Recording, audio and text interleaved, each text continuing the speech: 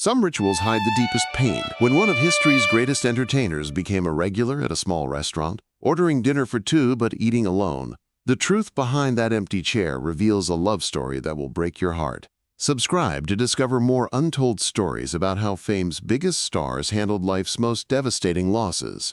What makes a superstar eat alone every night for 8 years? The answer isn't what you think. At Villa Capri restaurant in Hollywood, Table 7 held a secret that brought hardened waiters to tears and changed how everyone understood grief. This is the heartbreaking true story of 1987 to 1995, when America's greatest entertainer couldn't let go. March 21st, 1987. The phone call came at 4:17 p.m. while Sammy Davis Jr. was preparing for his evening show. The voice on the other end was clinical, official, devastating. "Mr. Davis, your son's plane went down. There were no survivors. Captain Dean Paul Martin, Dino to his family, was gone." In that moment, the king of cool died inside. What followed was 8 years of the most heartbreaking ritual Hollywood had ever witnessed. Every evening at exactly 7:30 p.m., Sammy would arrive at Villa Capri, a modest Italian restaurant on Manhattan Place. He always requested the same table, Table 7 in the corner, away from curious eyes but visible to the staff, who had learned to handle his visits with quiet reverence. "Table for two, Mr. Davis?" Maria, the hostess, would ask, though she already knew the answer. "Yes, please. He should be here any minute." But he never came. The empty chair across from Sammy would remain untouched for exactly 2 hours, while Sammy ate slowly, occasionally glancing at the door as if waiting for someone who would never arrive. Tony Scotto, Villa Capri's owner, noticed the pattern immediately.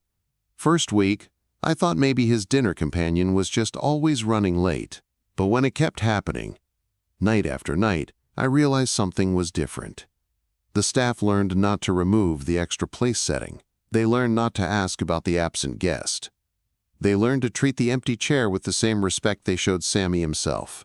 What they didn't understand until months later was that this wasn't eccentricity or loneliness. It was love refusing to accept loss.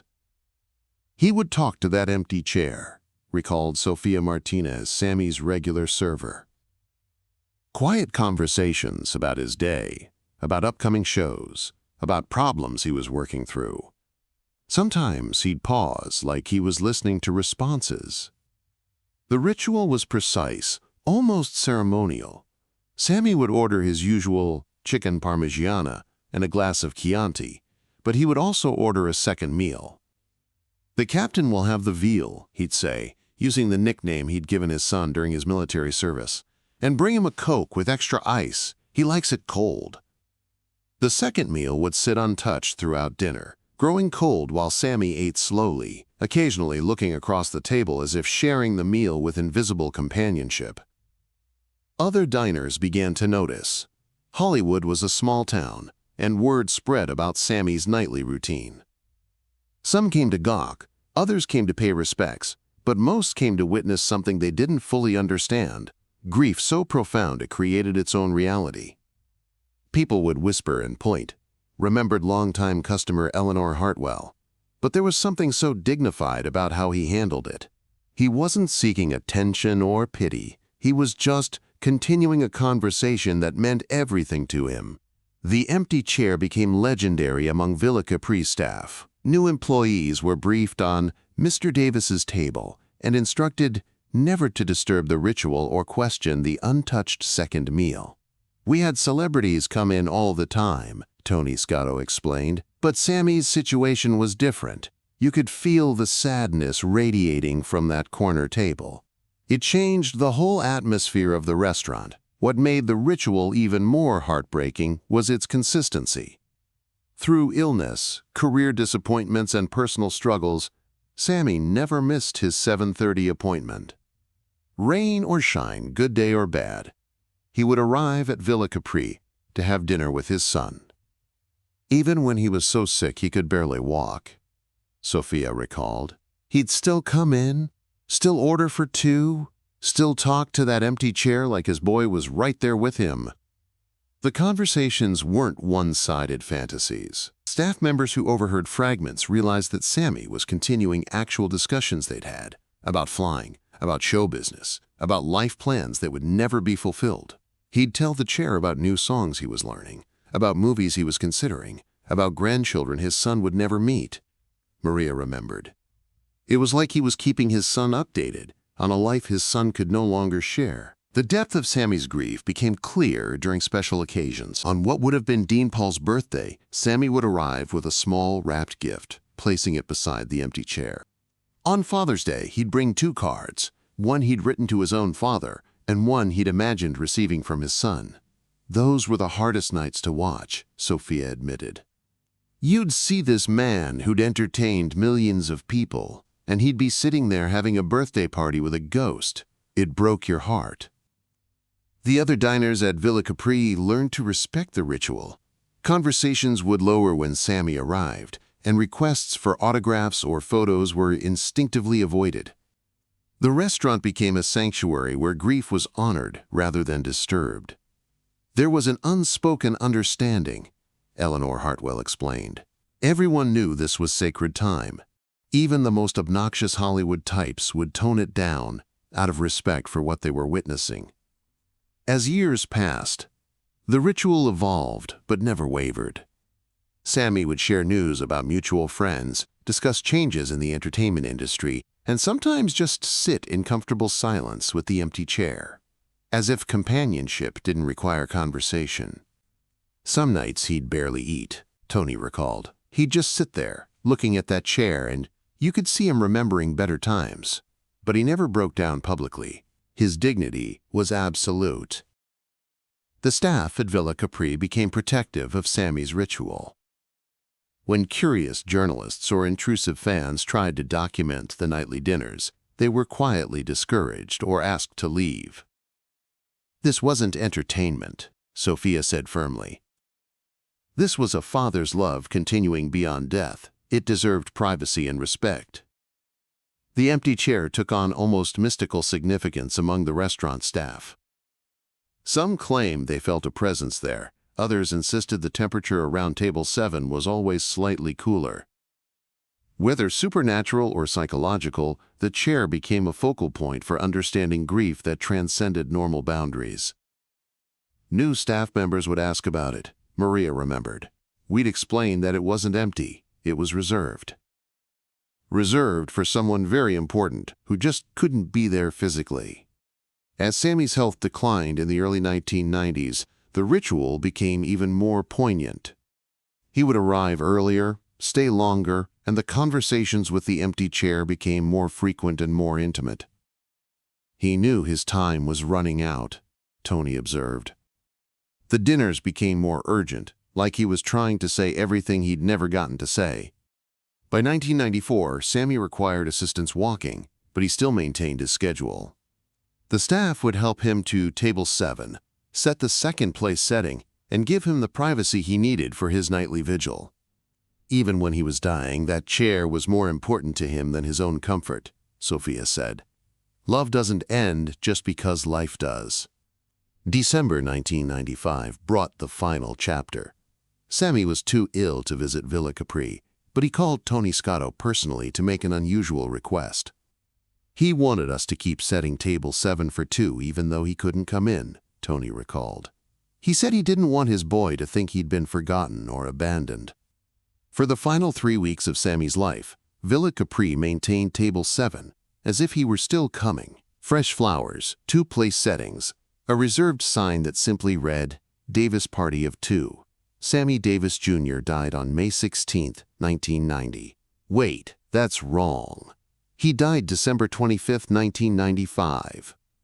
But many who knew him said he really died on March 21, 1987, the day the phone call came about the plane crash.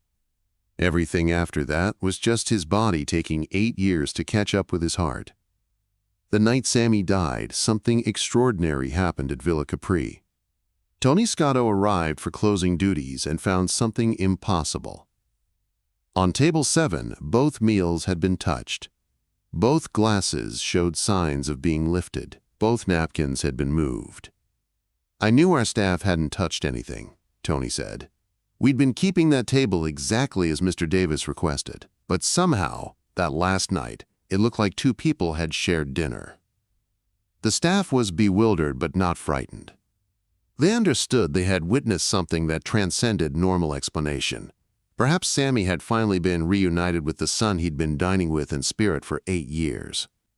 Villa Capri retired Table 7 after Sammy's death, placing a small plaque that simply read, "Reserved for the Davis family, a father's love never ends." The empty chair that had broken hearts for 8 years had finally served its purpose. It had kept a connection alive when everything else seemed lost. It had honored a love that refused to accept the finality of death. The ritual had profound effects on everyone who witnessed it regularly. Dr. Patricia Newman, a psychologist who often dined at Villa Capri, observed Sammy's behavior with professional fascination and personal admiration. "What I witnessed wasn't pathological grief," Dr. Newman explained years later. "It was adaptive mourning."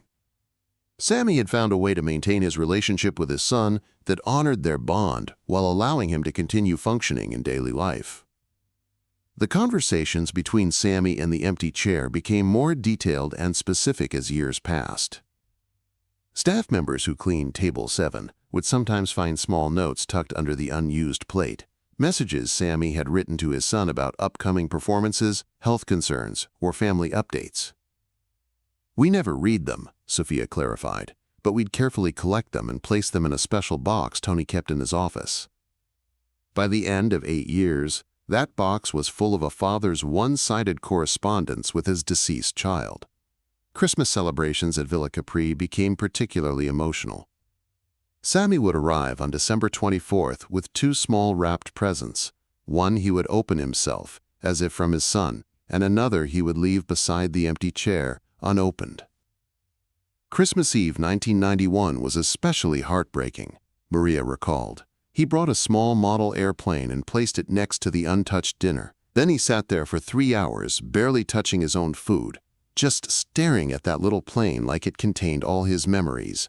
The empty chair phenomenon began attracting attention from grief counselors and therapologists who came to observe what they considered a unique form of continuing bonds therapy. However, Tony Scotto was protective of Sammy's privacy and discouraged academic interest. "This wasn't a case study," Tony insisted. "This was a man's private relationship with his son. The fact that it happened in public didn't make it public property." Other Villa Capri regulars began adapting their own behavior around Sammy's ritual. Eleanor Hartwell started arriving early to ensure Table 7 was available. Business executive Frank Morrison would purposely schedule late dinners to avoid disturbing Sammy's sacred time. "We became a community protecting something beautiful," Eleanor remembered. "None of us wanted to be the person who disrupted that father's conversation with his boy." The most touching aspect of the ritual occurred during Sammy's final performances. As his career wound down due to illness, he would update the empty chair about retirement plans, health struggles, and concerns about leaving the entertainment world. He'd tell that chair about doctors, appointments, about medications, about how tired he was getting. Sophia observed. But he'd also talk about being excited to have more time for their dinner dates. Even dying, he was thinking about spending more time with his son. Years later, Sofia Martinez, now retired, reflected on those 8 years of watching Sammy's nightly ritual. "People say he was crazy, talking to an empty chair, ordering meals for someone who couldn't eat them. But I think he was the sanest person in that restaurant.